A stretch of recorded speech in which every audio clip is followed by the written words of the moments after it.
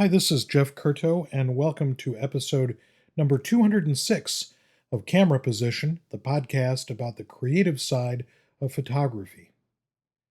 So, in the last podcast, I talked about the difference between making art your life, something that I sort of suggested was perhaps an impossible task, and making your life your art, something I think that's a lot more doable. And after I did the podcast, after I'd sort of talked through that idea with you, I started thinking more about it, thinking and reading and researching and finding out what others have said about this idea. And I found a few things that I thought I would share with you, and just because I thought they were interesting, and also because I think they illuminate this idea of living an artful life. The first one is from Mary Oliver. Mary Oliver is an American poet. She has won the National Book Award and the Pulitzer Prize. And here's what she said under the heading of Instruction on Living a Life. She said, "Pay attention, be astonished, tell about it." Now, if you've read some of Oliver's poetry, you would see that, like many poets, she could be a photographer. Her poetry is fed by direct and insightful observation of the world around her. Don't take my word for it. Here's her poem Breakage.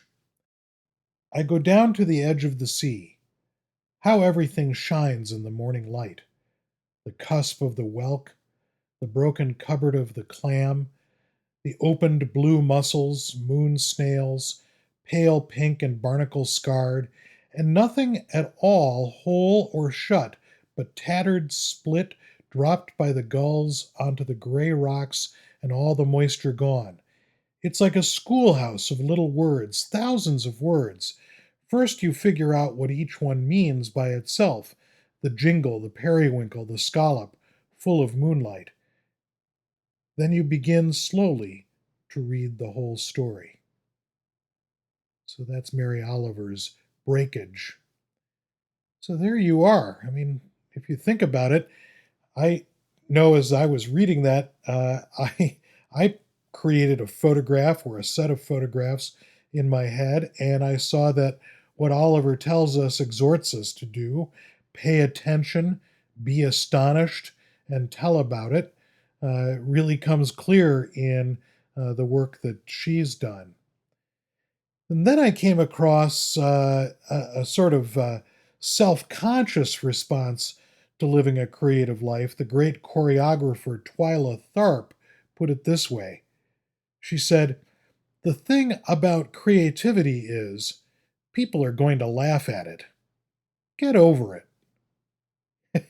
Yeah, if you decide that everything in your life is going to be about being able to be creative, people are going to laugh. And you've just got to get over it. And I suppose that for photographers, it might be a little easier than for other creative types. I mean, who among us hasn't felt a little conspicuous when we're out photographing in public? So, Twyla Tharp, and if you're not familiar with her work, I'll put a little link to a small video snippet in the show notes. Tharp tells us that while we may be conspicuous, we need to swallow our pride and get over it. But then again, here's another one. Dance first, think later. It's the natural order. Those are the words of Samuel Beckett. Not surprisingly, the Irish avant garde novelist and playwright, theater director and poet, the author of the famed play Waiting for Godot, had a lot to say about the creative life, but this quote is one of my favorites. It's like kind of a more grown up version of the phrase, dance like no one's watching, positing the idea that action should come first and analysis of the action second. Dance first, think later. It's the natural order.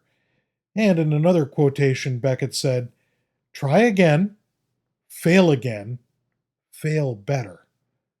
So it's not just about dancing, it's about trying new and different things and picking yourself up when it doesn't work out right. And then lastly, there's Picasso, Pablo Picasso. Picasso, who lived a life that was as filled with artfulness and creativity as anyone, recognized that it was not enough to just count on the muse to get you moving. You have to put in the effort too. He said, inspiration exists, but it has to find you working. I love it, right? Inspiration exists, but it has to find you working. You can't just assume that inspiration will jump into your lap when you're not expecting it. You have to be working all the time, and as you work, you become inspired. So, to live that artful life, keep working. Thanks for listening, and I look forward to talking with you on the next episode of Camera Position, the podcast about the creative side of photography.